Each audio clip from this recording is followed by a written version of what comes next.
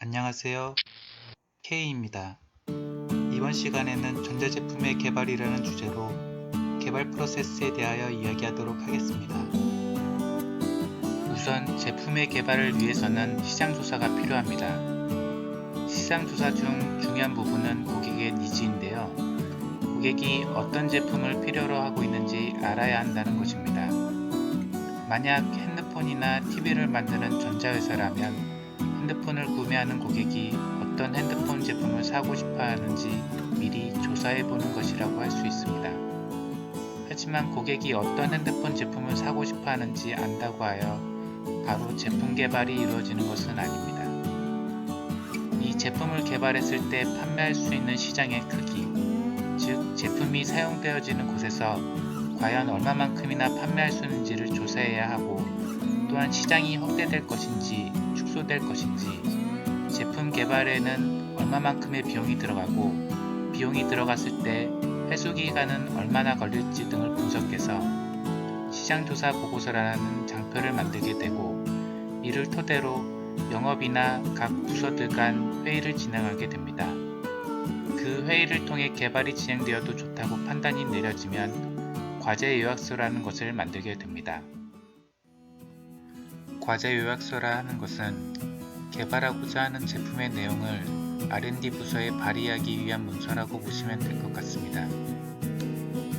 과제 요약서에 작성되는 내용으로는 개발 개요, 개발 내용, 적용 규격, 목표 제조 원가, 대상 시장 및 적용 분야, 기대 효과, 개발 구분, 개발 방법, 개발 기간, 개발 비용, 개발 인원, 인증 등에 대한 내용이 있습니다.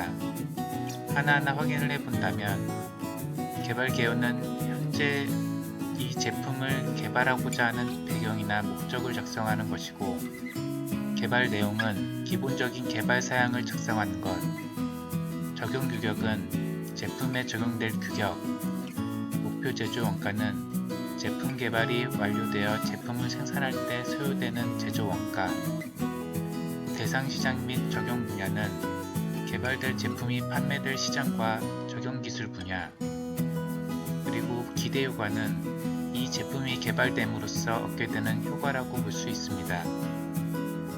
또한 현 개발 과제의 개발이 제품 개발인지 기술 개발인지 탐색 개발인지를 구분하고, 개발 방법으로 자체 개발을 할 것인지 기술 협력 개발을 할 것인지도 정합니다. 자체 개발은 말 그대로 사내 R&D 팀 단독으로 제품을 개발하는 것이고, 기술 협력은 개발 범위 중 전체 또는 부분을 다른 회사에서 외주를 통해 개발하는 것이라고 할 수 있습니다. 그리고 개발 기간과 개발 기관을 선정하게 되는데요. 개발 비용에는 재료비, 시험비, 일반 경비, 시설 투자비 등을 분류하여 비용을 선정합니다. 그리고 개발 인원을 배정하고, 이에 따라 멤버스라 하는 인원 투입 기간에 따른 인건비도 선정합니다. 또한 인증의 범위도 정하게 되는데요. 이는 어떤 인증을 취득할 것이냐에 따라 소요 비용이 차이가 나기 때문에 미리 KC만 취득할 것인지 UL이나 CE 등의 규격 인증도 취득할 것인지 정해놓게 됩니다. 과제 요약서는 보통 이런 내용들과 특이사항, 그리고 대략적인 제품의 유형이나 대표 이미지 등을 넣어 하나의 장표로 만들어지게 됩니다. 과제 요약서의 작성이 끝나면 이를 우선 R&D에 전달하게 되고, R&D에서는 과제 요약서 내용을 검토하여 마케팅과의 조율을 통해 과제 요약서를 수정하게 되고, 조율이 끝나면 최종 협의된 내용을 과제 요약서로 다시 작성하게 됩니다. 완료된 과제 요약서를 마케팅에서 발의하게 되면 R&D 부서에서는 과제 요약서를 기준으로 연구개발 기준서를 만들게 됩니다. 연구개발 기준서에는 설계 목적, 판매 방식, 수요 대상, 목표 제조 원가, 품질 목표, 출시 일자, 생산 예정 수량, 예상 투자 비용, 경쟁사 비교, 참고 기종, 세일즈 포인트, 업무 배정, 특허 분석 등의 내용과 세부 개발 사양이 들어가게 됩니다.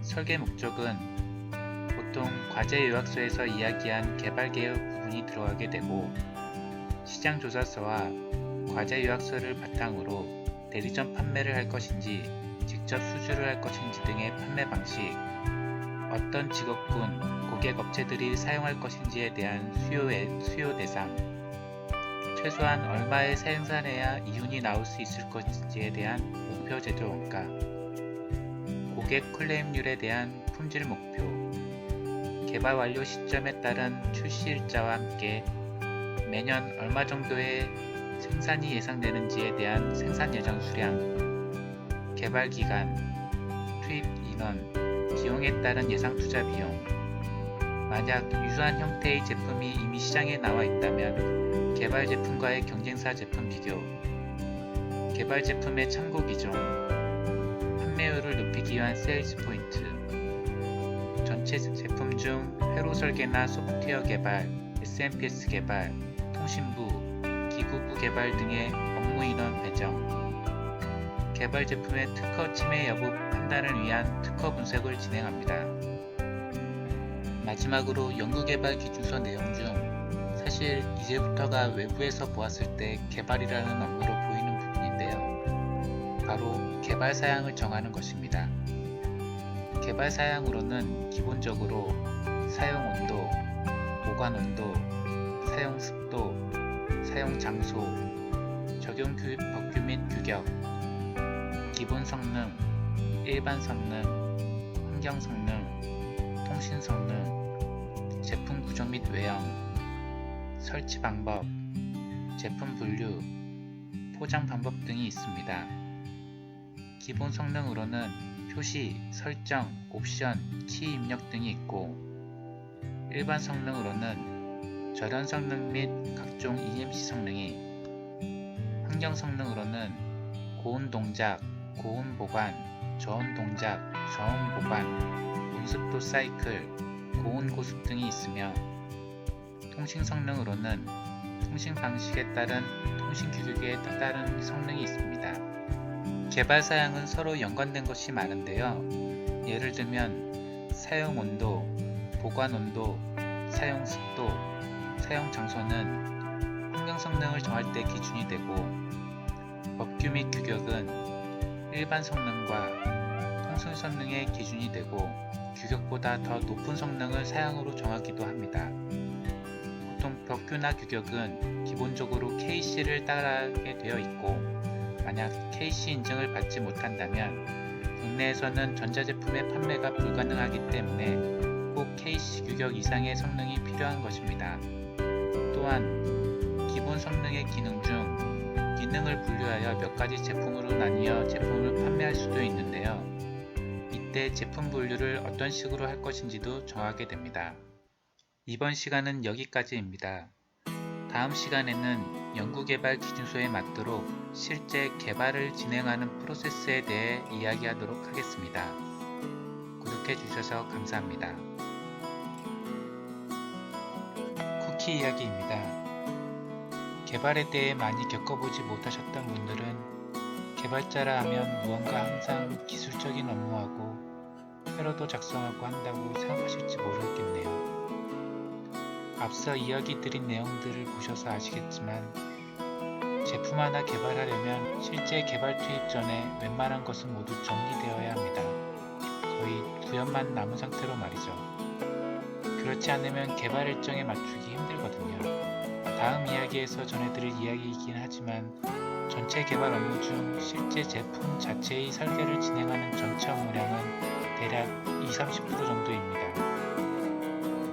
부품 구하고 시료 만들고 시험하고 문서 만드는 업무가 거의 60% 정도이고요. 하지만 20% 정도의 업무량밖에 안 되는 설계가 잘못되면 나머지 60%의 업무량이 더욱 크게 드러나기 때문에 20%의 업무가 중요하다고도 할 수 있을 것 같습니다. 처음 개발자가 되면 회로도 그리는 일을 많이 할 것 같았었는데 그렇지 않더라고요. 하지만 고생고생해서 하나의 제품이 개발 완료되어 런칭되면 왠지 제 자식같이 느껴지기도 합니다. 밖에서 클레임 같은 거 걸려오면 마음이 아프죠. 제가 만든 자식들 오래오래 건강히 변동되지 않고 살았으면 하네요. 경청해주셔서